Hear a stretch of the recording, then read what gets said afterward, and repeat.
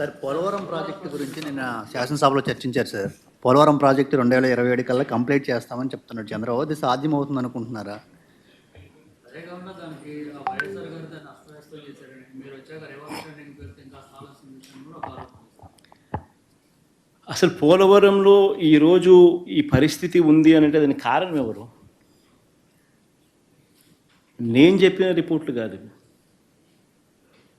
మొన్న ఈ మధ్యకాలంలోనే కేంద్రం ఇచ్చిన రిపోర్ట్లు, అఫీషియల్గా కేంద్ర ప్రభుత్వం అఫీషియల్గా స్టాంపు కొట్టించిన రిపోర్టు. మన టెక్నికల్ పీపుల్ వచ్చి ఇచ్చిన రిపోర్టు ఏమని, చంద్రబాబు నాయుడు గారు అనే వ్యక్తి పోలవరం ప్రాజెక్టు నిర్మాణంలో ఎలాంటి తప్పిదాలు చేసినాడు అని చెప్పి 2018-19కి ముందు ఏ రకంగా తప్పిదాలు జరిగాయి చంద్రబాబు నాయుడు గారి హయాంలో ప్రభుత్వంలో, ఆ తప్పిదాల కారణం వల్ల ఇవన్నీ జరిగినాయి, ఈ డిలే జరిగింది అని చెప్పి ఏకంగా రిపోర్ట్ ఇచ్చినారు. అది పోలవరం ప్రాజెక్టులో ఎందుకు ఈ సమస్య వచ్చింది? చిన్న ఎగ్జాంపుల్ చెప్తా, సామాన్యునికి ఎవరికైనా అర్థమయ్యేట్టుగా చెప్తా. ఈ పోలవరం ప్రాజెక్ట్ అనేది ఇంత పెద్ద నది, దాదాపుగా 2.5 కిలోమీటర్లు వెడల్పు ఉన్న పెద్ద నది. ఇది పోలవరం. ఈ పోలవరం ప్రాజెక్టు నదిలో నువ్వు డ్యామ్ కట్టాలనుకున్నావు. పోలవరం ప్రాజెక్ట్ నదిలో నువ్వు డ్యామ్ కట్టాలి అని అంటే ఫస్ట్ ఈ 2.5 కిలోమీటర్ వెడల్పులో ఉన్న ఈ నదిలో వచ్చే ఈ నీళ్లు డైవర్ట్ చేయాలి కదా. డైవర్ట్ చేస్తేనే కదా నువ్వు ఇక్కడ వర్కింగ్ స్పేస్ వస్తుంది నీకు. ఇది బేసిక్ కామన్ సెన్స్ నేను చెప్తా ఉన్నా.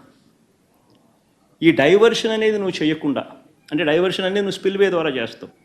ఇటువైపు స్పిల్వే పనులు, స్పిల్వే నువ్వు ఈ పక్క కడుతున్నావు. స్పిల్వేకి అప్రోచ్ ఛానల్ ఉంటుంది, స్పిల్వేకి గేట్లు ఉంటాయి, స్పిల్వేకి స్ట్రక్చర్ ఉంటుంది. సో ఈ నీళ్ళను స్పిల్వే ద్వారా డైవర్ట్ చేసి, నీళ్ళను పూర్తిగా డైవర్ట్ చేసిన తర్వాత నువ్వు ఈ 2.5 కిలోమీటర్ల వెడల్పు ఉన్న ఈ గోదావరి ప్రాజెక్టు పనులను ఇక్కడ చేపట్టాలి. ఇది కామన్ సెన్స్. కానీ ఈయనేం చేసినాడు, స్పిల్వే పనులు పూర్తి కాల. స్పిల్వే పనులు పూర్తి కాకమునిపే పునాదులు వరకే వచ్చినాయి, పునాదులు దాటిపోలా. గేట్లు లేవు, పియర్స్ లేవు, గేట్లు లేవు, స్ట్రక్చర్ లేదు, డైవర్షన్ చేసే పరిస్థితి లేదు.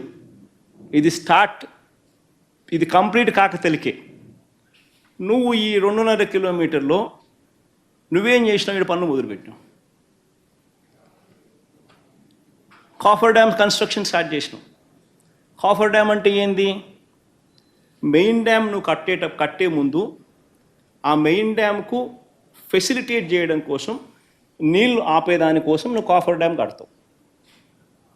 నీళ్ళు ఆపితే మెయిన్ డ్యామ్ పన్ను నువ్వు చేసుకోవచ్చు. That is called coffer dam. So coffer dam 1, coffer dam 2, అంటే రివర్ నదికి ఆ పక్కన స్పిల్వే నుంచి నీళ్ళలోనికి వచ్చిన తర్వాత టేల్ రేస్ నుంచి మళ్ళీ వెనక్కి నీళ్ళు తన్నకుండా కాఫర్ డ్యామ్ 2 ఇటువైపున, తర్వాత మధ్యలో మెయిన్ డ్యామ్ కడతావు. సో నువ్వు స్పిల్వే పనులు పూర్తి చేయకుండానే నువ్వు మెయిన్ డ్యామ్లో కాఫర్ డ్యామ్ పన్ను మొదలుపెట్టాం. కాఫర్ డ్యామ్ పన్ను 1 మొదలుపెట్టినాం, కాఫర్ డ్యామ్ 2 మొదలుపెట్టినాం. మెయిన్ డ్యామ్ కూడా పన్ను మొదలుపెట్టేసినాం, ఫౌండేషన్ వేసేసినాం. ఎందుకో ఎన్ని అర్త్ వర్కులు కమిషన్లు బాగా వస్తాయి, అవి అనుకో సిమెంట్ వర్కులు కమిషన్లు రావు. ఇంకా పియర్సు, స్ట్రక్చరు కమిషన్ రాదు. ఇదైతే అర్త్ వర్క్, కమిషన్ దండగా వస్తాయి. సో ఈ పనులు మొదలుపెట్టినాం.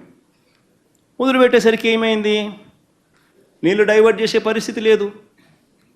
సీజన్ వచ్చేసరికి వర్షాలు పడతాయి, నీళ్ళు పక్క నుంచి వస్తాయి. వచ్చేసరికి ఏం చేసినావు నువ్వు, ఈ కాఫర్ డ్యామ్లో 2.5 కిలోమీటర్లలో గ్యాప్లు వదలాల్సి వచ్చింది.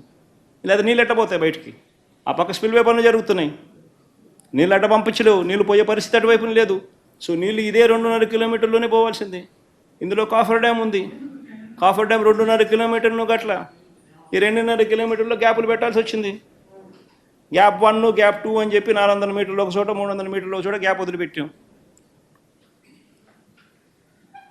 సో ఏమవుతుంది, నీళ్లు 2.5 కిలోమీటర్ల వెడల్పుతో నీళ్లు ప్రయాణం చేస్తే ఒక స్పీడ్తో వస్తాయి, ఒక వెలాసిటీతో వస్తాయి. అలాంటిది నువ్వు నీళ్లను కేవలం 400 మీటర్ల వెడల్పులో మాత్రమే నీళ్లు ప్రయాణం చేసేట్టుగా ఈ పక్క కాఫర్ డ్యామ్ కట్టి గ్యాప్ ఇడిచిపెట్టాం. అప్పుడు ఏమవుతుంది, వెలాసిటీ పెరుగుతుంది, స్పీడ్ పెరుగుతుంది. స్పీడ్ పెరిగినప్పుడు ఏమైంది, కాఫర్ డ్యామ్ స్కౌర్ అయిపోయింది. కాఫర్ డ్యామ్ వెనకాల ఉన్న మెయిన్ డ్యామ్ అది కూడా ఫౌండేషన్ స్టోన్ వేసినాం, అది కూడా స్కౌర్ అయిపోయింది. కాఫర్ డ్యామ్ 2 అది కూడా స్కౌర్ అయిపోయింది. ఎందుకంటే అన్ని గ్యాప్లు. అసలు ఈ ప్యాటర్న్ అనేది చంద్రబాబు నాయుడు ఎప్పుడు ఏ పని చేయాలనో అప్పుడు ఆ పని చేసి ఉండింటే కరెక్ట్గా పర్ఫెక్ట్గా పోలవరం ప్రాజెక్టు ఈ పాటికి అయిపోయి ఉండేది.